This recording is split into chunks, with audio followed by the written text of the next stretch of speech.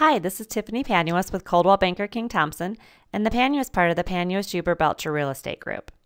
If you are trying to decide between renting or buying, the following information should be very helpful in your decision-making process.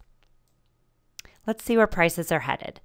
Based on the Home Price Expectation Survey, this year, 2015, they think prices are going up almost 4%, and next year, over 3%. But let's take a look at rents since 1988. If you look at these numbers, you can see why more and more people are deciding to purchase. And as far as rents moving forward, according to MarketWatch, landlords have ramped up rents by the fastest pace in 6 years, with national vacancy rates the lowest in 2 decades. And according to Stan Humphries with Zillow, another increase in total rent paid, similar to that seen this year, meaning 2014, isn't out of the question. In fact, it's probable. Rents are going to continue to skyrocket, and with rents skyrocketing, it makes it more and more difficult for people to save for a house. Compared to the pre-bubble years, 1985 to 1999, buying a home is 30.8% more affordable now than during pre-bubble times, while renting a home is 19.8% less affordable. Percentage of income used. A home buyer should expect to spend on their mortgage about 15.3% of their income, which is very low compared to years past. And a likely first-time buyer, ages 23 to 34 years old, should expect to pay about 17.4%, a little higher since they usually make less money. But take a look at the last column. Percentage of income renters should expect to pay 29.9%. When asking yourself, should I sign a lease or should I sign a contract to buy a home, keep these numbers in mind. And this just came in from Freddie Mac this past month. They asked people about whether or not they were comfortable financially. How did they define comfortable? They defined it as having extra money to go beyond each payday and spend money on things they want. I can pay all my bills and still have some extra money for the things I want. That's how they defined comfort. While only 38% of renters felt financially comfortable, 62% of homeowners did. That's a large disparity.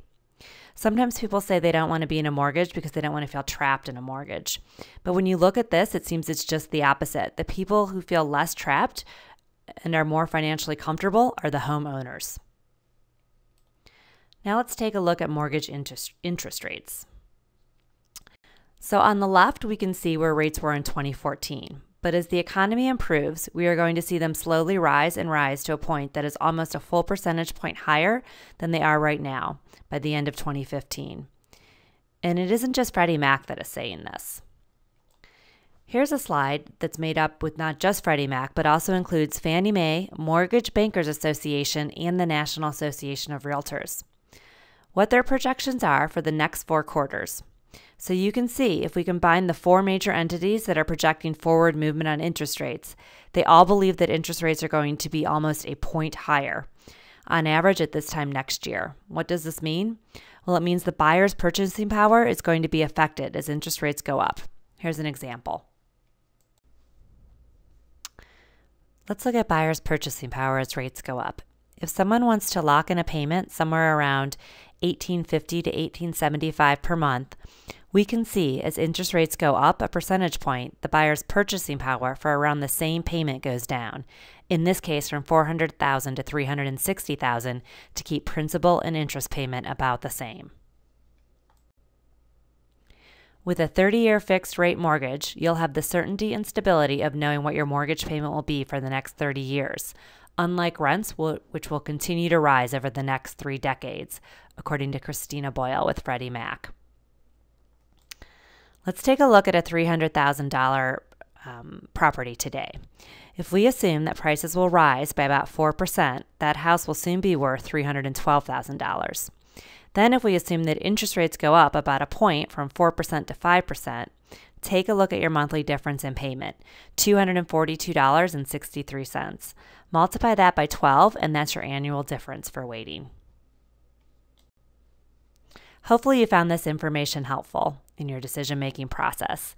If you would like to set up a time to discuss the purchasing of a home, please give us a call at 614-208-4564 or send us an email at contactus@panhuishuberbelcher.com. In addition, if you would like a copy of our buyer's guide, just email us with your email address and we will forward you a PDF version. Thanks so much.